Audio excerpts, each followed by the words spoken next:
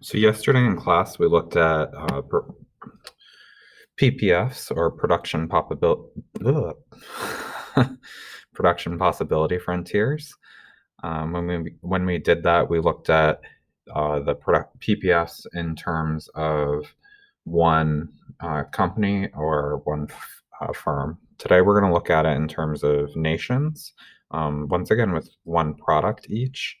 However, it will be a little more complicated because we're going to talk about trade and comparative advantage and absolute advantage once we've completed our graphs. So our graphs have to include labels, which means we have a title, which in this case would be US PPF and Japan's PPF.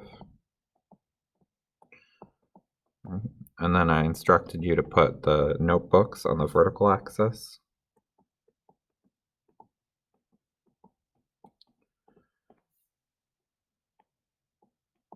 And rulers on the horizontal.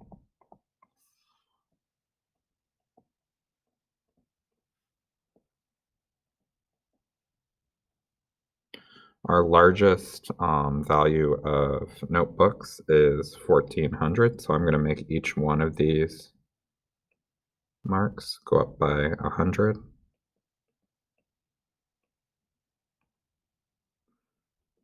And I think I'll have enough room.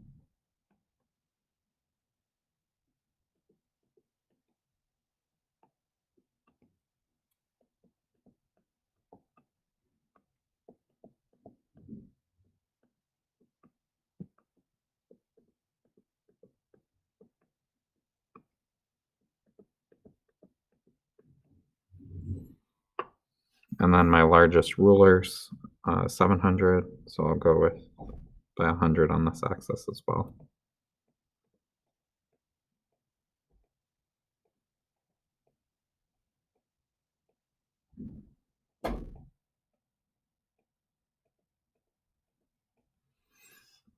And then I'm going to do the same on the other axis, so I'm just going to cheat a little bit here. I know you can't do this, so sorry. Duplicate.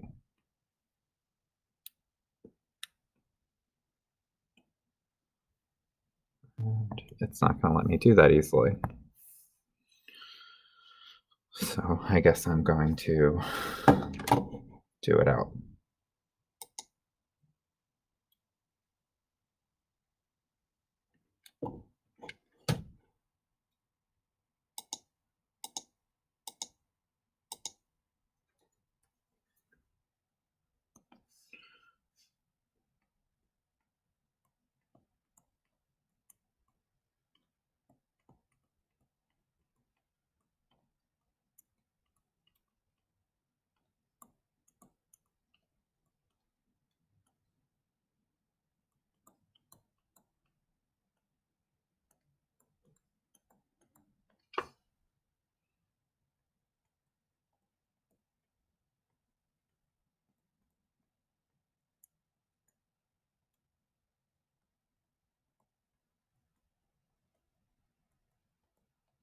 All right, so US notebooks is at 1400 when we produce no rulers, and at 700 when we produce no notebooks. So we plot those 2 points and then we connect them with our line. Japan has 1,100 notebooks if we have no rulers, and 600 rulers if we have no notebooks.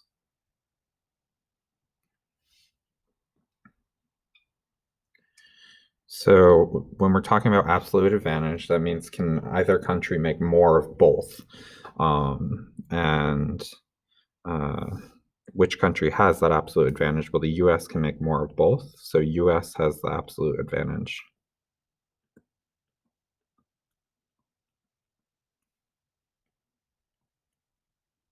In both goods.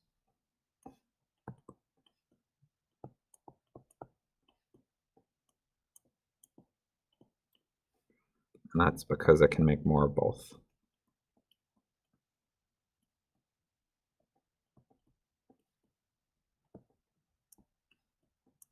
Or more of them. All right, so now we have to calculate our opportunity cost. So when we're doing that, we're going to be doing, for the opportunity cost of a ruler, we'll have our, our notebooks, our change in notebook divided by our change in ruler. Because remember, the opportunity cost we're calculating is going to have the denominator be whatever the opportunity cost is we're finding. So the other one will be the reciprocal, ruler over notebook. And I'm just going to have to jump up top so I can remind myself of those values.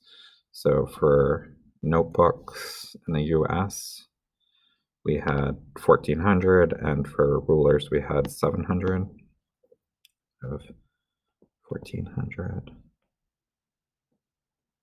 over 700. And that simplifies to 2 over 1.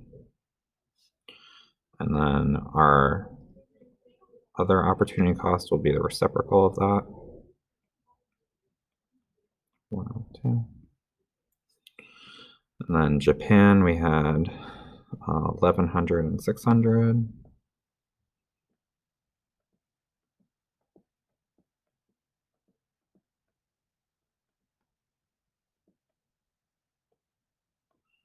And then the next one will be the reciprocal.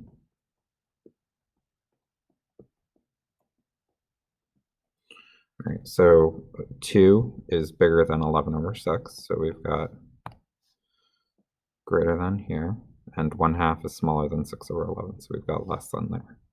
So the one with the lower opportunity cost is the one you have a comparative advantage in. So the US has a comparative advantage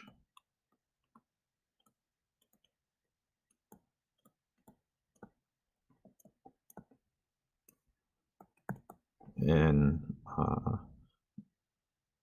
notebooks because their opportunity cost of notebooks is smaller than Japan. And Japan has a comparative advantage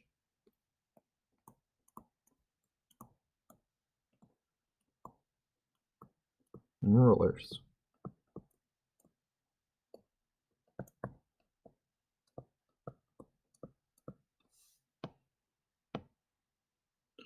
Based on our answers from the previous part, what are we going to specialize in? Well, the US has a comparative advantage in notebooks, so US will specialize in notebooks.